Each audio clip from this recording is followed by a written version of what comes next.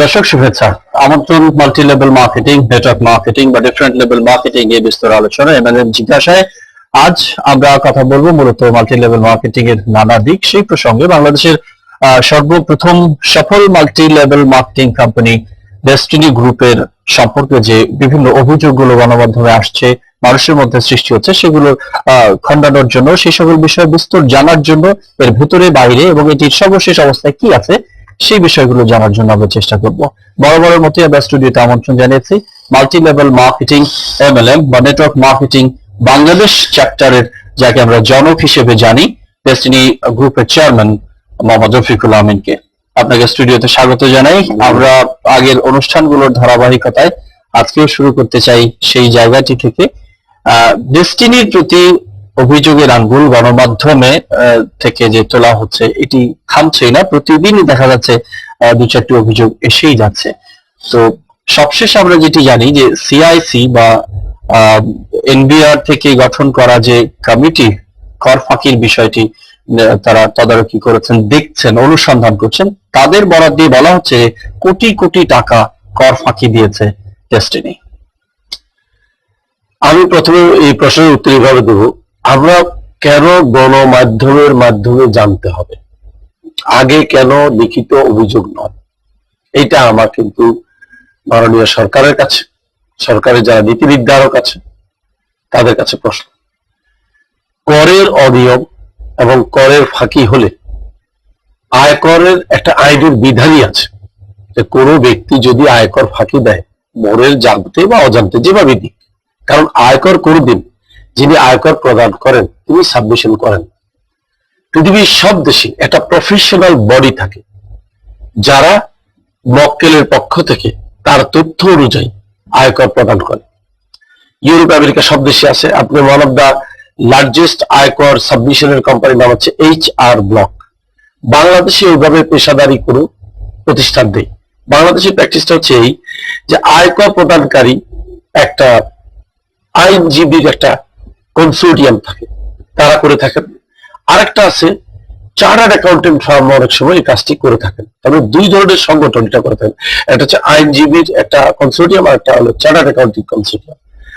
Company মনে করলে যাকে ইচ্ছা ব্যবহার করতে পারে, এবং কেউ যদি দক্ষ থাকে সে নিজের আয়কর নিজে সাবমিশন করতে পারে, হুইচ ইজ ভেরি রিস্কি। আমাদের ক্ষেত্রে যেটা হয়েছে, আমরা যেমন বললাম 2006 সাল পর্যন্ত যেহেতু আমাদের প্রতিষ্ঠানটি লাভজনক অবস্থায় যেতে পারেনি, তাই আমাদের ওরকম প্রফেশনাল আয়কর প্রদানকারী প্রতিষ্ঠানের সাথে চুক্তি করার কোনো কারণ ছিল না। 2006 সালে প্রথম আমরা 10 লক্ষ টাকা আয়কর দিয়ে যাত্রা শুরু করি। এর আগে অনেক ছোট ছোট আয়কর দেওয়া হয়েছে। এরপরে 7 সালে এসে যখন আমাদের কম্পিউটারাইজ সেলস সিস্টেম চালু হয়ে গেল, আমাদের পক্ষে কোনো আয়কর ফাঁকি দেয়া একেবারে অসম্ভব একটা ঘটনা, সম্ভব না। কারণ সেন্ট্রাল ইন্টেলিজেন্স সেল যেটি বলছে যে 12 জনের মধ্যে 8 জনের কোনো 3 নাম্বারই নেই। ঠিক এইভাবে না, মনে হয় বলেছে কারো তিন নাম্বার নেই। আমি যেটা বলতে চাচ্ছিলাম যে সেটা হচ্ছে এই যে আমাদের পক্ষ থেকে আয়কর প্রদান করেছেন প্রথম দিকে অ্যাডভোকেট পাটোয়ারি একজন ছিলেন, তিনি করেছেন। পরের দিকে এসে আমরা খান আইভেন চার্টার্ড অ্যাকাউন্টিং ফার্ম, কারণ আপনি জানেন প্রত্যেক বছর এজিএমে কোন কোম্পানিকে আগামী বছর রাখতে হবে, মানে অডিটের জন্য বা আয়কর প্রদানের জন্য রাখা, এটা কিন্তু ডিক্লেয়ার দিতে হবে। এখন হতে পারে মানুষ মাত্রই কিছু মিস্টেক করতে পারে, সেই মিস্টেকটাকে শুধরানোর জন্য প্রচলিত আইন যেটা আমি জানি সেটা হচ্ছে যে প্রতিষ্ঠান বা ব্যক্তির ব্যাপারে এই কর আদায় বা ফাঁকির ব্যাপার পাওয়া যাবে, তাকে আগে একটা নোটিশ করতে হবে। সেই নোটিশটা কি জবাব দেয় সময় ধরে দিতে হবে, যে এই সময়ের মধ্যে আপনি জবাব দেন, অথবা আপনি এই সময়ের মধ্যে আপনার টাকা দিতে হবে, এরকম একটা নোটিশ আসতে হবে। কিন্তু মজার ব্যাপার হচ্ছে এই নোটিশ গুলো কিন্তু আমরা না পেয়ে আমাদেরকে এডুকেটেড হতে হচ্ছে পত্রিকার থেকে। সেই প্রসঙ্গে প্রশ্ন আসছে একটি, যে তাহলে আপনারা কি যে অভিযোগগুলো আসছে অভিযোগের বিপরীতে প্রতিষ্ঠান থেকে কোনো পত্র বা কোনো চিঠি পাননি? এখনো একটিও না। অর্থাৎ আপনারাও জানতে পারছেন গণমাধ্যমে, আমরাও জানতে পারছি গণমাধ্যমে, কিন্তু এটা আসলে এটা একটা নেকেড অ্যাপ্রোচ। কারণ এটা সরকারের জন্য যেমন একটা বিব্রতকর অবস্থা, কারণ তাদের অনুসন্ধানের সমস্যা হবে। এইটা পার্টির জন্য তো অবশ্যই একটা অপমানজনক ব্যাপার, কারণ এত বড় একটা প্রতিষ্ঠান কোটি কোটি টাকা ট্যাক্স দিয়ে আজকে এই অবস্থায় এসে যদি এতটুকু সম্মান পাওয়ার যোগ্যতা না রাখে সংশ্লিষ্ট অধিদপ্তর থেকে, তাহলে তো আমরা কর প্রদানের উৎস হারিয়ে ফেলবো। আমাদেরকে লিখিত জানাতে হবে, মিস্টার ডেস্টিনি 2000 আপনি এই করটা ফাঁকি দিয়েছেন, এই বিষয়ে আপনার বক্তব্য কি? এখানে যে সিআইসি যেটি বলছে যে কারো কারো টিআই এর নাম্বার পাওয়া যায়নি, তো এই ট্যাক্স আইডেন্টিফিকেশন নাম্বার ছাড়া এই ব্যবসার সাথে যারা জড়িত তারা কি ব্যবসায় ইনভলভ হতে পারেন, শুরু করতে পারেন? ট্যাক্স আইডেন্টিফিকেশন নাম্বার ছাড়া শুরু করতে পারে, কিন্তু যেহেতু সে তখন জিরো ইনকাম করে। যখন আমাদের এখান থেকে একটা ভালো ইনকাম করে, মনে করেন কেউ সিলভার এক্সিকিউটিভ হয়ে গেল এবং তার ইনকাম 1,50,000 টাকার উপরে বাৎসরিক হয়ে যায়, তখন আমরাই তাদেরকে ফোর্স করি সাবমিট ইউ টিন নাম্বার। সুতরাং টিন নাম্বার এখানে হয়নি, এটা কেমন একটা অসম্ভব ব্যাপার, আসলে সম্ভব না। যত কথাই বলেন দেখতে হবে, যেহেতু অভিযোগটা আসছে আমরা দেখবো যে কার টিন নাম্বার বাকি আছে, এটা থাকা সম্ভব না।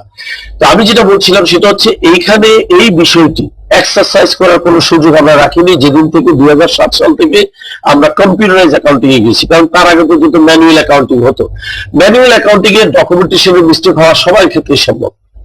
এখন আমার প্রশ্ন হচ্ছে এই যে যে ইয়েগুলো পাওয়া যাচ্ছে, ফান্ড যেগুলো পাওয়া যাচ্ছে, আমার মনে হয় সিভিল রাইট আছে, আমার একটা মৌলিক অধিকার আছে। আইন তাই বলে যে আমাকে কেউ যদি অভিযুক্ত না করে ফাঁসিতে জড়াতে পারবে না, কারণ আমাকে বলতে হবে যে তোমাকে এই কারণে অভিযুক্ত করা হয়েছে, তোমার বক্তব্য কি? এই ব্যাপারটি আমি জানি না, এটা তো সৌজন্যতা করে বলা যায় আর কিছু না। কিন্তু আমরা বরাবরই কিন্তু গণমাধ্যমের মধ্যে বলতেছি যে দয়া করে আমাদেরকে জানান, আমাদেরকে জানান, আমাদেরকে জানান। যেমন আমি কয়েকদিন আগের কথা বলি, আমি আরেকটা কিন্তু বিভ্রান্তিকর তথ্য দেখেছি একটা পত্রিকায়। সেটা কি, আমি গিয়েছি আমার ডাইরেক্টর ফিলিসকে নিয়ে এবং যিনি আয়কর প্রদান করেন সেই সংস্থা এবং আমার একজন আয়কর আইনজীবী আছেন, আমরা কজন বললাম? 4 জন। আমরা ডোর ক্লোজ মিটিং এ বসেছি সর্বোচ্চ পর্যায়ের ব্যক্তির সাথে। একটা বিষয় আমি যেটা বলেছি, আমার এখনো মনে আছে আমি কি বলেছি। আমরা বলেছি দেখেন, আমরা এখানে আপনার থেকে কোনো আনডিউ ফেভার নিতে আসিনি। আমরা এসেছি, সাম্প্রতিককালে দেখছি বিভিন্ন পত্র পত্রিকা আসছে আমরা আয়কর ফাঁকি দিয়েছি কিংবা আয়কর দিচ্ছি না। তখন উনি এটাকে কারেকশন করলেন না, বললো না আমরা আয়কর ফাঁকি বলছি না, আমরা বলছি আপনাদের আয়কর সাবমিশনে অনেক ঘাপলা আছে, অনেক ঘাটতি আছে, এটাকে সংশোধন করে আপনারা আয়কর যেটা দেননি সেটা দিতে হবে। ভালো কথা, আমরা আপনার কাছে স্টেটমেন্ট দিয়ে গেলাম, যদি সরকার আমাদের কাছে আইনসঙ্গত ভাবে পাওনা থাকে আমরা দিয়ে দেবো, আবার যদি আমরা বেশি দিয়ে থাকি সেটাও ফেরত দেবেন। এই বিষয়টা কি আমরা একমত হতে পারি? উনি বলে একমত। বাস আমরা এই কথাটা বলে প্রথম চ্যাপ্টারের কথা শেষ করলাম যে আমাদের একটা আপোষ হয়েছে এলবিআর সাথে, আমরা দেওয়া থাকলে দিয়ে দেবো, এখন আমরা পাওনা থাকলে পরে দেব। Chapter number 1 close. চ্যাপ্টার 2 আমি বললাম যে দেখেন, আয়কর যদি ফাঁকি দেয় কোম্পানি, আমরা যারা পরিচালক তাদের ব্যাংক অ্যাকাউন্ট বন্ধ কেন? তখন উনি বললেন যে যেহেতু এটার সাথে আপনারা রিলেটেড, এখান থেকে আপনারা কমিশন নিয়েছেন, এখান থেকে আয় করেছেন, আপনাদের ফাইলগুলো খতিয়ে দেখতে হবে। তো তখন আমি জানতে চাইলাম এটা নিশ্চয়ই কোনো আইনের অধ্যাদেশে আপনি করেছেন, এটা তাহলে ঠিক আছে যে আপনি আমার অ্যাকাউন্ট নাম্বার ভুল করেছেন। আমি এটা জানতে আসছি আপনার মুখ থেকে, কারণ আমাকে বরাবরই জানতে হয়েছে পত্রিকা থেকে যে আমার অ্যাকাউন্ট ক্লোজ করা হয়েছে। এখন আমি জানতে পারলাম যে হ্যাঁ আপনি সত্যি সত্যি আমার ক্লোজ করেছেন। আচ্ছা, এই বিষয়ে কি আমাকে কোনো চিঠি দেওয়া যায়? বলে না, আমরা কোনো চিঠি দিতে আপনাকে বাধ্য না। তাই বললাম তাহলে আমরা জানবো কিভাবে আপনি অ্যাকাউন্ট ক্লোজ করলেন? বলে আপনি আপনাদের মতো করে জেনে নেবেন ব্যাংকে গিয়ে। বাস, এটা উনি উত্তর দিলেন। তৃতীয়টা বলেছি যে দেখেন, ভবিষ্যতে যদি এই ধরনের কোনো মিসকনসেপশন তৈরি হয় আমাদের সাথে, প্লিজ গণমাধ্যমে তথ্যটা তুলে দেওয়ার আগে আমাদেরকে একটু। এই যে আপনারা কথা বলতে গেলেন, সেটিও কি আপনাদের নিজের উদ্যোগে গেছেন, কোনো চিঠির আমরা একটা অ্যাপয়েন্টমেন্ট দিয়েছি, আমরা একটা অ্যাপয়েন্টমেন্ট চাইলাম, তখন উনি দিয়েছি নিজের উদ্যোগে। গণমাধ্যম থেকে আপনারাও জেনেছেন, জানার পরে অ্যাপয়েন্টমেন্ট চেয়ে আমরা সেখানে গিয়েছি। এখন কথা হচ্ছে এই আলোচনাটি কিন্তু কোনো অবস্থাতেও কিন্তু আনঅফিসিয়াল হয়নি, অফিসিয়াল আলোচনা হয়েছে। সুতরাং এখানে লুকিয়ে যাওয়ার, এখানে যেমন আমি পত্রিকা খেয়াল করেছি, বলছে একজন প্রভাবশালী আয়কর আইনজীবীকে দিয়ে চাপ দিয়ে একেবারে ওনাদের মুখ টুক বন্ধ করে ওনাদেরকে জোর করে বলা হচ্ছে দেশটির বিরুদ্ধে কিছু করা হবে। এগুলো কোনো কথাই হয়নি। যদি ওই ভদ্রলোক বুদ্ধি করে ঘরের মধ্যে রেকর্ডার রেখে থাকেন, উনি দেখবেন যে আমরা আসলে কিভাবে কথা বলছি। আমরা একদম খুবই সৌজন্য সাক্ষাৎ হয়েছে, যে আমরা বলেছি যে হ্যাঁ আমরা যদি আপনার বেলা থাকে দিয়ে দেবো। এসে গেল একজন প্রভাবশালী, সেখানে আমি একটা জিনিস দেখলাম, একটা দেখলাম যে একজন প্রভাবশালী আয়কর আইনজীবীকে নেওয়া হয়েছে। আরেকটা জিনিস বলা হয়েছে আমি নাকি অনুরোধ করতে গিয়েছি আমার অ্যাকাউন্টটা খুলে দিন, তখন ওনারা বলেছেন না খুলবো না। ব্যাপারটা এমন ছিল না, কারণ আমি তো জানি না যে আমার অ্যাকাউন্টটা কেন ক্লোজ করা হয়েছে, আমি তো অনুরোধ করার প্রশ্ন উঠে না। আমি বলেছি আমি শুধু জানতে চাই কি অপরাধে, কোন দণ্ডবিধিতে আমার অ্যাকাউন্টটা ক্লোজ করা হয়েছে। উনি বলছেন এটা আপনি পরে জানতে পারবেন, আপনি এখন জানাবেন না। আমরা এখন জানাবো না, আমাদের তদন্ত এখন পর্যন্ত ইনকমপ্লিট। তখনই আমি বলেছি তদন্ত কমপ্লিট হয়ে আমরা কি জানতে পারবো অফিসিয়ালি? অভিযোগটা কি সেটা জানানো হবে, ব্যাস, তারপর আমি চলে আসছি। আরো একটা অভিযোগ আছে যে আপনারা সরকারের প্রভাবশালী উপদেষ্টাদের মাধ্যমে লবি করার চেষ্টা করছেন। একেবারে ধার্মিকতা কথা। এবং যেই ভদ্রলোক আমার আয়কর আইনজীবী গিয়েছেন, উনি আমার মনে হয় সবচেয়ে বড় সাক্ষী, যে উনি বলুক যে আমরা ওনাকে কি বলে নিয়েছি। আমরা শুধু বলেছি এই কথা যে আমাদের প্রতি ভুল বিবেচনা করা হচ্ছে, আপনিও একটু চলেন। এবং উনি কিন্তু আমাদের কথাই জানবি, উনি আমার অ্যাডভোকেট, কিন্তু আয়কর আইনজীবী। আমি ওকালতনামায় সই করেছি তার 3-4 দিন আগে। ওকালতনামায় সই করে নির্ধারিত প্রসিডিউর নিয়ম মাফিক আমি ওনার মক্কেল হিসাবে নিজে হয়েছি, এনলিস্টেড হয়েছি। উনি আমার একজন অ্যাডভোকেট হিসাবে কিন্তু হয়েছে। একজন অ্যাডভোকেট তার মক্কেলকে নিয়ে কনসার্নিং দপ্তরে যেতে পারে, এটা তার সিভিল রাইট, সে যেতেই পারে, এখানে কোনো গোপনীয়তার কিছু নেই। কিন্তু আমি খেয়াল করেছি গণমাধ্যমে কি লিখেছে, সেখানে লিখেছে যে প্রভাব বিস্তার করার জন্য, কাজে বাধা দেওয়ার জন্য, ডেস্টিনিকে কিছু করা যাবে না। আমার কাছে কেন যেন মনে হচ্ছে যারা এই কথাগুলো লিখতেছে অনেক বেশি উস্কানি দিচ্ছে সরকারকে, যে সরকার এখনো কিছু করছে না কেন, সরকার এখনো কিছু করছে না কেন। মানে অতি উৎসাহী। আমি একটা জিনিস বলি, যিনি উৎসাহ দিচ্ছেন তার তো চিন্তা করা উচিত 2 থেকে 2.5 কোটি লোকের জীবন জড়িত এর সাথে। উনি কেন উস্কানি গুলো দিচ্ছেন? ওনার কি লাভ এতে? কতটুকু আর্থিক বেনিফিট পেয়েছেন এই ধরনের রিপোর্ট করার জন্য? এটা আমার প্রশ্ন। সবশেষ পরিস্থিতি কি এসে দাঁড়িয়েছে? কারণ গত কয়েক মাস ধরে মাল্টিলেভেল মার্কেটিং নিয়ে যে ধরনের আলোচনা হয়েছে, এর আগে আমার মনে হয় না বাংলাদেশে এত বেশি আলোচনা গণমাধ্যমে হয়েছে। ডেস্টিনির তরফ থেকেই বা আইনগত দিক থেকে আপনারা কোথায় এসে থেকেছেন, অথবা মন্ত্রণালয়গুলোর তরফ থেকে, কিংবা যে সকল সংস্থা বা সংশ্লিষ্ট সংস্থাগুলো জড়িত এই ব্যবসা নিয়ন্ত্রণ বা মনিটরিং করার জন্য, তাদের তরফ থেকে আপনাদের কাছে কি চাওয়ার আছে বা কি ধরনের চিঠি দিয়েছে, এই অবস্থাটা আমাকে বলবেন কি? আমাদের কাছ থেকে আমাদের যে সহযোগী অধিদপ্তর যে জিনিসগুলো চেয়েছিল ওটা আমরা যথারীতি দিয়েছি। ওনারা তো সবসময় এইগুলো অডিট করেন। আমাদের কাছ থেকে যে সমস্ত প্রতিষ্ঠান থেকে অভিযোগ আসছে গণমাধ্যমে, ওদের কারো কাছ থেকে একবার এসেছে, আমি যতবার জানি আমি 2বার চিঠি পেয়েছি, দুদিক থেকে 2টা চাহিদা পত্র দিয়েছি। আমরা 2বার না একবার পেয়েছি, রেজিস্ট্রার অফ জয়েন্ট স্টক থেকে দিয়েছি, সেটারও আমরা উত্তর দিয়েছি। এনবিআরএফ থেকে একবার বোধহয় আপনার চেয়েছিল, যত বড় পরে সেটাও দিয়েছি। কিন্তু ইন্টারেস্টিং হচ্ছে এই সমস্ত জিনিসের ফলো আপ যেটা হওয়া উচিত, এটা কিন্তু প্রাতিষ্ঠানিকভাবে হচ্ছে না। যেমন আমি আপনাকে রেজিস্টার্ড অফ জয়েন্ট স্টকের কথা বলি, ওনারা আমাদেরকে জানিয়ে আমাদের 16 থেকে 17টা কোম্পানির রিটার্ন সাবমিট হয়নি। কিন্তু আমি নিজে দেখলাম, আমার কোম্পানি সেক্রেটারি দেখালো, মাত্র 3টি কোম্পানির লেট হয়েছে 2 বছর, আর সবগুলোর কিন্তু রিটার্ন আপডেট করা। আর 7টার আছে, 7টা থেকে 9টা মাত্র নতুন কোম্পানি, যেগুলো এখনো রিটার্নে নিয়ে আসেন। তাহলে জয়েন্ট স্টক কোম্পানির রেজিস্টার যে প্রাথমিক তদন্ত প্রতিবেদন তিনি দিলেন, তাতে তিনি উল্টো রিপোর্টটা কিভাবে লিখলেন আমি জানি না। এই বিষয়ে আমার মনে হয়, এই বিষয়ে আমি একটা জিনিস চাইতে পারি, সরকারের উচ্চ পর্যায়ের ইন্টেলিজেন্স ব্যুরো যেটাই থাকুক আমি জানি না, আমার মনে হয় আমি এখানে থার্ড পার্টিকে ইনভাইট করতে পারি, কারণ স্বচ্ছতার যথেষ্ট অভাব আছে এখানে। যদি এখানে এমন করা যায় যে সরকারের সর্বোচ্চ পর্যায়ের ইন্টেলিজেন্স কোনো গ্রুপ, কোনো প্রতিষ্ঠান যদি পারেন, সম্ভব হয়, তাহলে আমাদের এই বিষয়টাকে নিরপেক্ষ অবস্থান থেকে বোধহয় তদন্ত করা উচিত। কারণ আমাদের কিছু বক্তব্য আছে, আমাদের বক্তব্যগুলোকে শুনতে হবে। আমি আবারও বলছি, আমাদের 35টি কোম্পানি, অ্যাকচুয়ালি 37টি না, 37টি কেন বলা আমি জানি। আমাদের একটা ট্রেনিং সেন্টার আছে, ওইটাকে কোম্পানি বলে চালিয়ে দেওয়া হয়েছে। 35টি কোম্পানির মধ্যে মাত্র 3টি কোম্পানির রিটার্ন আপডেট নেই, তার মানে 2 থেকে 3 বছর বা 4 বছর। এবং ওই 3টি কোম্পানির কোনো অ্যাকশনও নাই, কোনো টাকা পয়সার লেনদেনও নাই। বাকি কোম্পানিগুলোর মধ্যে 7টি থেকে কোম্পানি আছে, 9টি কোম্পানি আছে যাদের আপনার রিটার্ন এখনো ডিউ হয়নি, আর বাকি সব আপডেট আছে। কারণ আমরা এমন একজন ব্যক্তিকে দিয়ে আপনার এই কাজগুলো করায়, আমাদের company secretary is a very professional, very professional. আমি বলবো যে তার প্রফেশনালিজমের কারণে কিন্তু আমরা আজকে এই অবস্থানে আছি। আগে যে কোম্পানি সেক্রেটারি ছিল তারা অতটা দক্ষ ছিল না। তো এইখানে এই জিনিসগুলো বলার সুযোগ নেই। তারপরে যদি বলে, আমরা বলবো, দেখবো যে কোথায় কি আছে। বাট আমার কথা হচ্ছে, একটা প্রতিষ্ঠানকে কমিশন করো, ভেঙে দাও, বন্ধ করে দাও, ফাঁসিতে ঝুলিয়ে দাও, এ ধরনের কোনো অপরাধ এখনো হয়নি। আমরা এখান থেকেই আলোচনা শুরু করব। ছোট্ট একটি বিরতি নিচ্ছি। প্রিয় দর্শক, আপনারা দেখছেন এমএলএম জিজ্ঞাসা। বিরতির পর খুব তাড়াতাড়ি আমরা ফিরবো আলোচনা। আমাদের সঙ্গেই থাকবেন আশা করছি।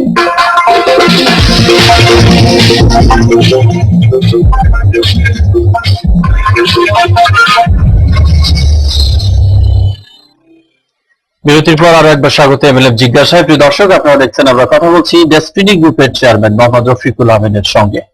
আমরা বিরতির আগে কথা বলছিলাম ডেসটিনির তদন্ত বিষয়ে। এনবিআর বা সিআইসি যে রিপোর্টটি নিয়ে কাজ করছে, তারা বলছে যে তদন্ত শেষে মামলা করা হবে। তো এখানে একটি প্রশ্ন জিজ্ঞেস করার মতো, দীর্ঘ 12 বছর ব্যবসা করছেন বা করলেন, এর মধ্যে হঠাৎ করে গণমাধ্যমে রিপোর্ট আসছে ডেস্টিনির বিরুদ্ধে কর্মকাণ্ড নিয়ে নানাবিধ অভিযোগ করা হচ্ছে, 12টি মন্ত্রণালয় একত্রিত হয়ে চিঠি দেওয়া হয়েছে আপনাদেরকে, এবং ডেস্টিনির যে অনিয়ম বা দুর্নীতির কথা বলা হচ্ছে সেগুলো খতিয়ে দেখতে একটি কমিশন করার কথা বলা হচ্ছে। তো আপনি তো ব্যবসার সাথে 1 যুগ ধরে আছেন, ভেতরটা আপনি জানেন, কারণ আপনারই হাতে করা। তা আপনি আসলে কি দেখছেন হঠাৎ করে এমনটা হওয়ার মানে কি? কোন অনিয়মগুলো বা কোন বলা যায় যে দুর্নীতিগুলো জ্ঞাত অজ্ঞাত সারে হয়ে গেছে বা করতে হয়েছে, যার কারণে এমন অবস্থা করতে হচ্ছে? ধন্যবাদ। আসলে একটা বলি আগে, আমার বিশ্বাস এখানে বেশ কয়েকটা কারণ আছে। 1 নম্বর কারণ হচ্ছে, আমরা খুব বেশি দিন হলো 5 থেকে 6 বছর আগের থেকে আমরা আমাদের যে প্রশাসনিক যে মানে আপনার অ্যাপ্লিকেশন অফ দি ল, আমরা জিরো টলারেন্সে চলে গিয়েছি। আগে আমরা যেটা করতাম, আমাদের কোনো কর্মচারীদের মধ্যে কেউ অপরাধ করলো তাকে একটা প্রাথমিক ক্ষমা করে দেওয়া হতো, একজন ডিস্ট্রিবিউটর অন্যায় করলে ক্ষমা করে দেওয়া হতো। যেহেতু সংগঠনটা অনেক বড় হয়েছে এবং এখানে এখন 1% মানে 46,000 লোক ক্ষতিগ্রস্ত হবে, এই কথাটাকে বিবেচনা করে যখন আমরা ছিলাম মনে করেন 4,600, তখন 1% মানে 46 লোক মনে করেন। এখন যেহেতু সংগঠন অনেক বড় হয়েছে, এখনো যদি আমরা 1%কে টলারেন্স অ্যাকসেপ্ট করি, তাহলে 46,000 লোক কিন্তু রাস্তায় বসে যাবে। তাই আমরা নিয়ম করেছি জিরো টলারেন্স। জিরো টলারেন্স করার পরে যেটা হয়েছে, বিভিন্ন সময়ে অনিয়ম, অর্থ আত্মসাৎ এবং বিভিন্ন রকমের দুর্নীতিতে জড়িত থাকার কারণে আমরা কিছু কর্মচারী, কিছু কর্মকর্তা এবং বেশ কিছু ডিস্ট্রিবিউটরকে আমরা এখান থেকে করেছি, সাসপেন্ড করেছি, বহিষ্কার করেছি। তবে বহিষ্কার করার আগে আমরা কতগুলো প্রসিডিউরকে আমরা মূল্যায়ন করেছি। সেটা কি, আগে তাদের ব্যাপারে তাদের তদন্ত হয়েছে, তদন্ত হওয়ার পরে তাদেরকে ডাকা হয়েছে শেষবার মতো তাদের আত্মপক্ষ সমর্থন করার জন্য। যখন তারা সেখানে স্টাবলিশ করতে পারেনি যে তারা ইনোসেন্ট, কোনো কোনো ক্ষেত্রে তারা স্বীকার করেছে ভুল হয়ে গেছে, এবার মতো মাফ করে দেব, সেক্ষেত্রে কিন্তু আমরা মাফ করিনি। কারণ এই জন্য আমরা মাফ করিনি, কারণ এই যে বললাম জিরো টলারেন্স, এদেরকে যখন আমরা এখান থেকে বের করে দিই, তখন এরা সবাই একটা কিন্তু গ্রুপ তৈরি হয়েছে বাইরে, এবং তারা কাজগুলো করছে, আমাদের কাছে এই রিপোর্ট একটা আসছে। এইটা হলো একটা কারণ। দ্বিতীয় কারণটা হচ্ছে, আপনি দেখেন দীর্ঘদিন পরে প্রায় 40 বছরে এমনটি গ্রোথ কতগুলো সেক্টরে কোনো প্রতিষ্ঠান দেখাতে পারেননি বা কোনো ব্যক্তিও দেখাতে পারেন না। যেটা হচ্ছে 1 নম্বর হচ্ছে, আমাদের এখানে যে 46 লাখ লোক কর্মসংস্থানে জড়িত হয়েছে, এটা দেশের একটা ব্যাপক উন্নয়নের প্রথম ধারা। আমি বলবো না যে উন্নয়ন হয়ে গেছে, উন্নয়নের বীজ রোপণ করা হয়েছে, বীজ থেকে গাছ হবে, গাছ থেকে ফল ধরবে। এখানে কিছু একটা উদ্দেশ্যমূলক থাকতে পারে, যাদের হয়তো ইচ্ছা যে এই দেশে মানুষ বেকার না থাকুক, এটা চায় না। তারা চায় যে বেকার থাকুক মানুষ, মানুষ যদি কাজ পায় তাহলে তো আমার কথা শুনবে না, ভিক্ষা করবে কে, আমাদের সাথে দৌড়াবে কে। এটা একটা কারণ থাকতে পারে যে উদ্দেশ্যমূলক। সবাই এটা করবে না, কারণ সবার তো ইচ্ছা নাই। আমি জানি বাংলাদেশের 99% লোক কিন্তু এখনো অনেক সৎ এবং অনেক কর্মমুখী। হয়তো আমার ধারণা কম বেশি 1% লোক যাদের জন্য আমরা এই সমস্যাটা ফেস করতেছি। এটা হচ্ছে দ্বিতীয় কারণ। তৃতীয় কারণ হচ্ছে গণমাধ্যমের যে ব্যাপারটা। আমি আসলে কৌশলগত কারণে গণমাধ্যমকে দোষ দিতে পারছি না, কারণ গণমাধ্যমের একটা স্লোগান আছে, যাই শুনি তাই লিখি, যাই দেখি তাই লিখি। এই দুটার মধ্যে থাকে। গণমাধ্যম কখনো এই দুইটা সোর্স ছাড়া বাইরে যেতে চায় না। যাই শুনি তাই লিখি আর যাই দেখি তাই লিখি, কারণ তার তো বিচার করার অধিকার নেই, বিচার তো করবে কর্তৃপক্ষ। তারা শুধু লিখবে যে আমরা দেখেছি, শুনেছি, তাই লিখেছি। সুতরাং আমি কিভাবে গণমাধ্যমকে দোষ দেবো? আমি দোষ দেবো যিনি গণমাধ্যমের কাছে বিভ্রান্তিকর বক্তৃতা দিয়েছেন, যিনি গণমাধ্যমকে টুইস্ট করেছেন যে তুমি লেখো। এখন দেখতে হবে গণমাধ্যম যেটা হয়তো করতে পারেন, যে যেটা করতে পারতেন, যেটা অনেকে মিস করে গেছেন, যে ধরুন আমার বিরুদ্ধে কেউ একজন মুখ খুলে একটা কথা বলেছেন, আমি শুধু বলবো এখানে একটা ফেয়ারনেসের অভাব ছিল, সেটা অনেকে করেন নেই। অনেকে করেছেন, অনেকে করেন নেই। আমার কাছে বহু সাংবাদিক এসে আমার ইন্টারভিউ দিয়ে গেছে ক্রস এক্সামিন করে। কিছু কিছু গণমাধ্যম আছে যারা আমার কাছে আসেননি। যেমন আজকের খবরটার কথা বলি, এই যে ধরেন এতগুলো লোকের তথ্য প্রমাণ পেয়েছে যার কর ফাঁকি, বলেন তো একটি পরিচালককে বা অন্তত আমাকে ফোন করে জানার চেষ্টা করেছে কিনা যে এফবিআর এ আপনাদের এই রিপোর্ট পাওয়া গেছে, আপনার বক্তব্য কি? এটা হচ্ছে ফেয়ার জার্নালিজম। এটা করা হয়নি অনেক ক্ষেত্রে। এইটুকু আমার অবশ্য আপত্তি আছে, নাইলে ওনাদের লেখার ব্যাপারে আপত্তি নেই। ওই যে যাই শুনি তাই লিখি, যাই দেখি তাই লিখি। অনেক পত্রিকায় তো রিপোর্ট করে প্রতিদিন, কতগুলো ফোন পান আজকের দিন পর্যন্ত? আমি দিনে খুব বেশি 4 থেকে 5টি কল, খুব বেশি, মানে মজার ব্যাপার হচ্ছে এই বিষয়ে একটি কলও পাইনি, একটিও না। আচ্ছা, তাহলে আপনি কি জোর দিতে চাইছেন ওই জায়গাটাতে যারা ডেস্টিনি থেকে প্রত্যাহৃত, বিভিন্নভাবে তারা সুবিধা নিতে পারেনি, সুবিধা উদ্দেশ্য মহল, আমরা এদের তালিকা তৈরি করতেছি। ওয়েট করেন, আমরা কি করতেছি জানেন? আমরা এদের একটা তালিকা তৈরি করতেছি গণমাধ্যমের মাধ্যমে এদের তালিকাটাকে প্রকাশ করার জন্য।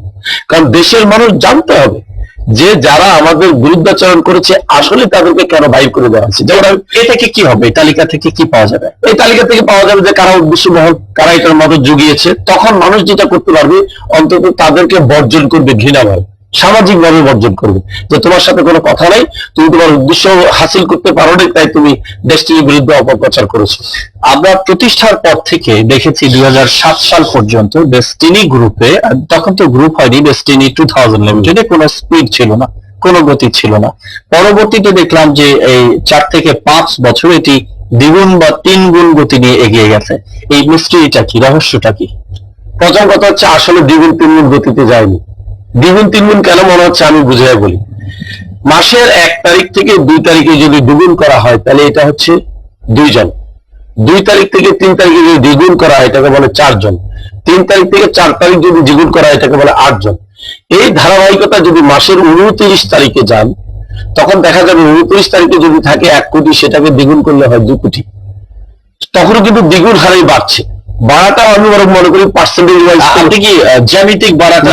আমি জ্যামিতিক বলছি না, জ্যামিতিক বাড়ে নাই। আমি বলছি জ্যামিতিক হারও বাড়ে নাই, বরং কমে গেছে। যদি মাসের 1 তারিখ থেকে 2 তারিখে আমাদের প্রবৃদ্ধি যদি 5% থাকে, মাসের 29 থেকে 30 তারিখে গিয়ে দেখুন প্রবৃদ্ধি আরো অনেক কম, 2% হতে পারে।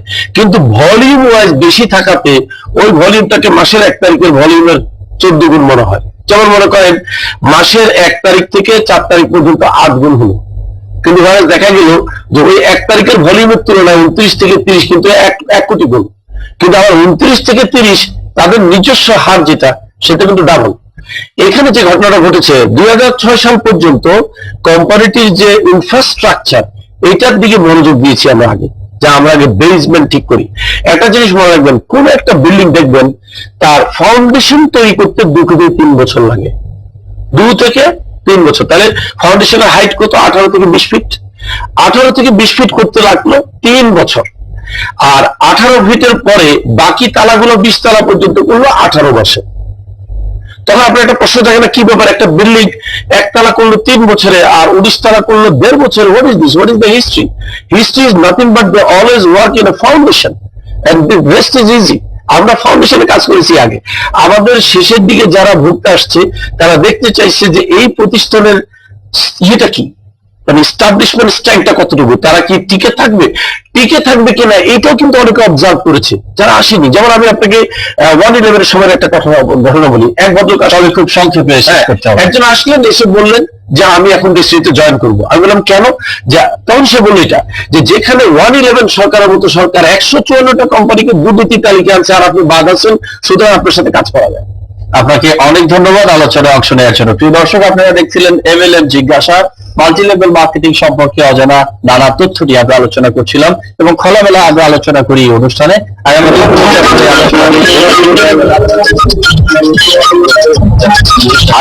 আজকের মতো এখানেই শেষ করছি। MLM জিজ্ঞাসা, সবার জন্য শুভকামনা।